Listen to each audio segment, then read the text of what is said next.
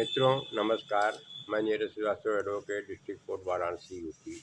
मैं आपके बीच CrPC chapter 30 जो कि रेफरेंस एंड रिवीजन निर्देश और पुनरीक्षण के बारे में बताता है।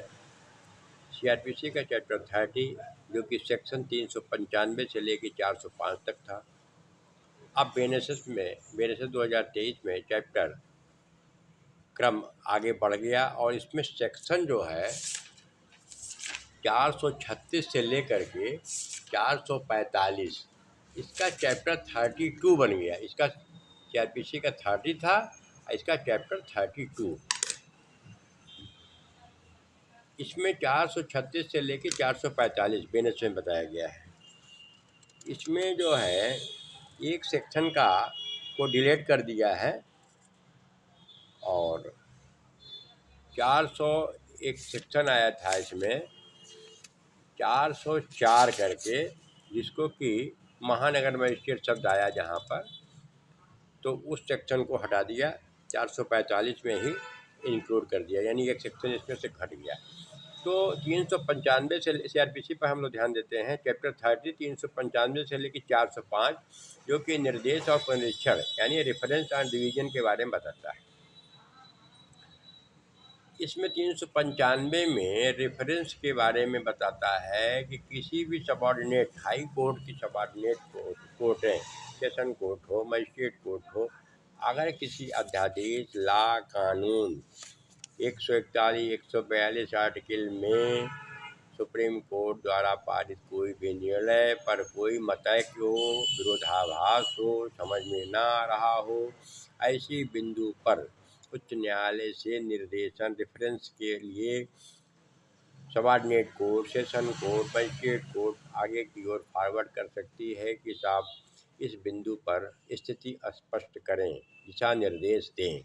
यही है 395।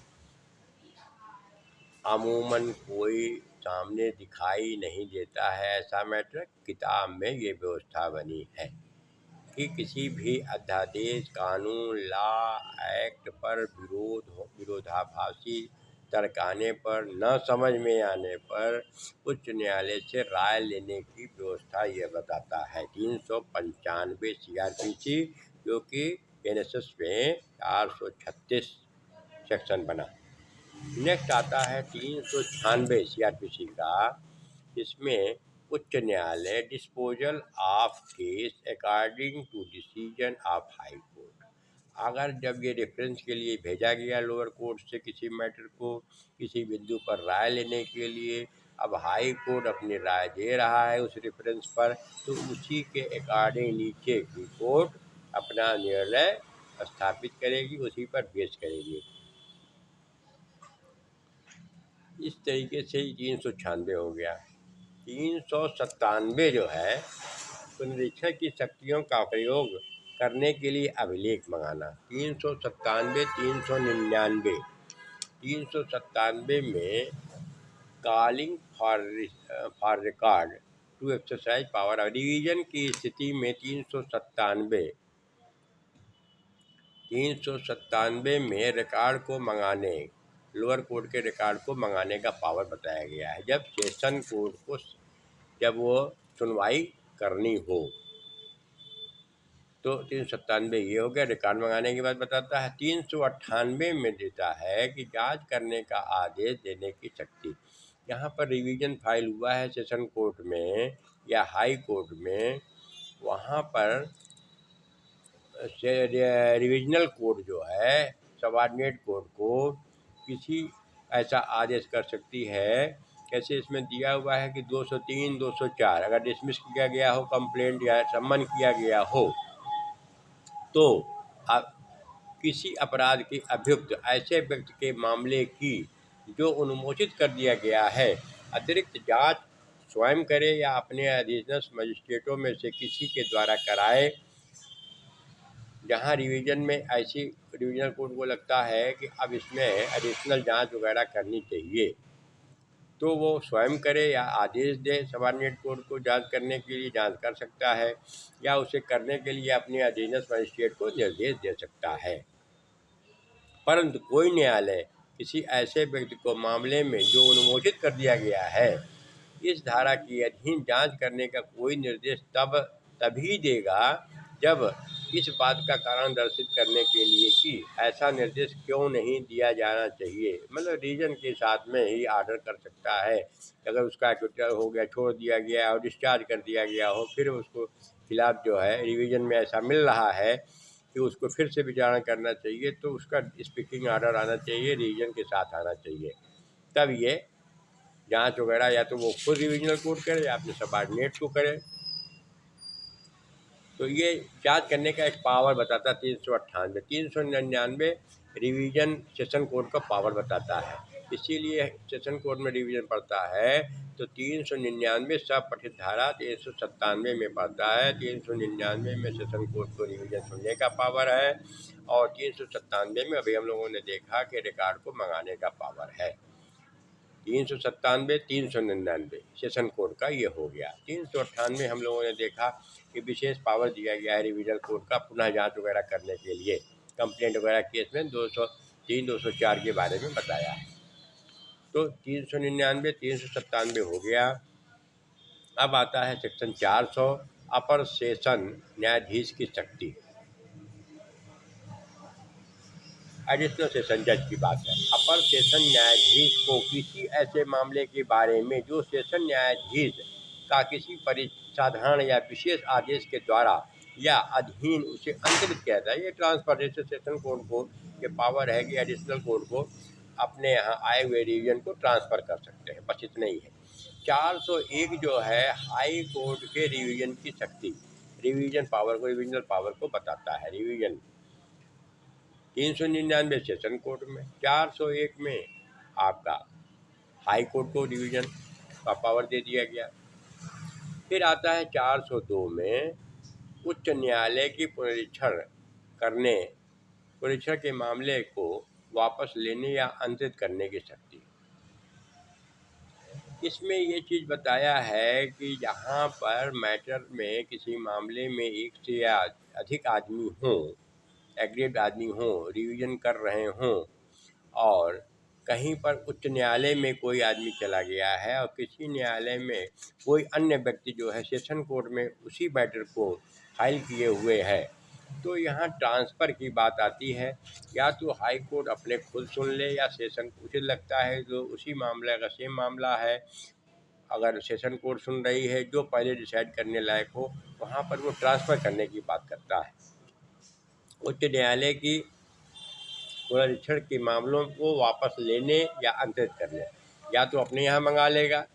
कहने का मतलब कि एग्रीड आदमी 3 आदमी हैं, 2 आदमी हैं, एक आदमी उसी मैटर को लेके सेशन कोर्ट में चला गया, डिवीज़न का पावर रहा, और वही आदमी दूसरा आदमी सेशन हाई कोर्ट में चला गया।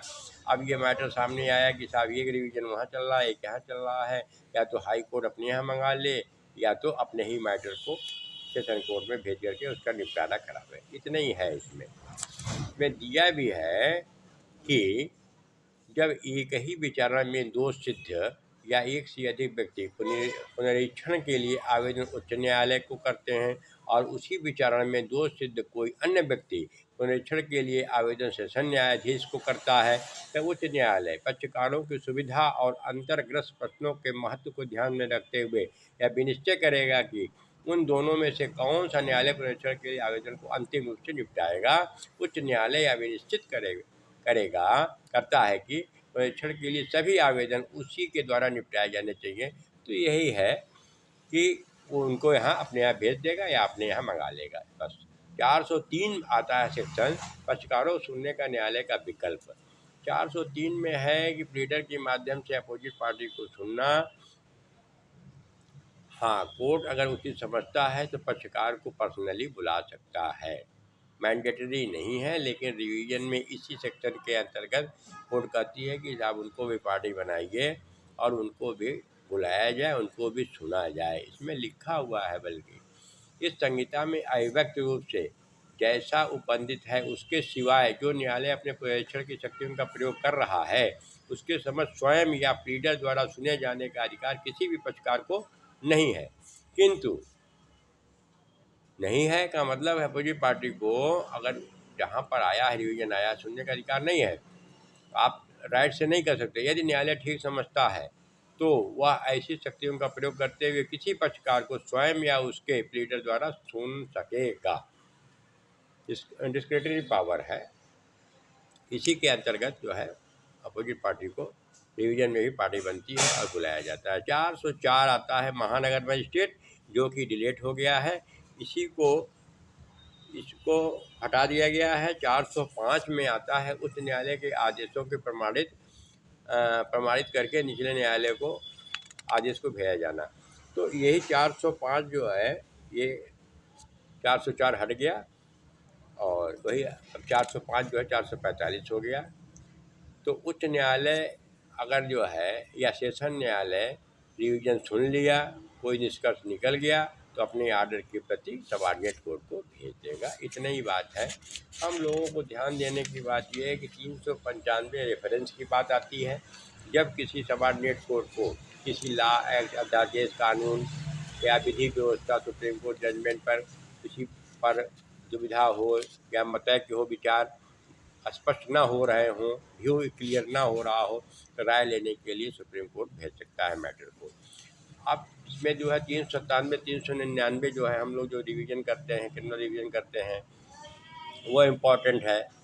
उसके बाद में 401 में है उच्च न्यायालय का है रिवीजन सुनने का है, ये इम्पोर्टेंट है। और सेशन कोर्ट को पावर है और हाई कोर्ट को है। ये इसमें जो है मेन फाइल होती है। और एक है 403 में जिसमें पक्षकार को सुनने का राइट है, मैंडेटरी नहीं है, कोर्ट का डिस्क्रेशन है, चाहे तो अपनी पार्टी को बुला करके सुन सकती है। ये खास सेक्शन थे तो जिसका हम लोगों ने अध्ययन किया है। और मुझे लगता है कि छोटी सी जानकारी से कुछ ज्ञानवर्धन हुआ होगा। पुनः मैं किसी अन्य टॉपिक पर आपके बीच उपस्थित होऊंगा। तब तक के लिए धन्यवाद, नमस्कार।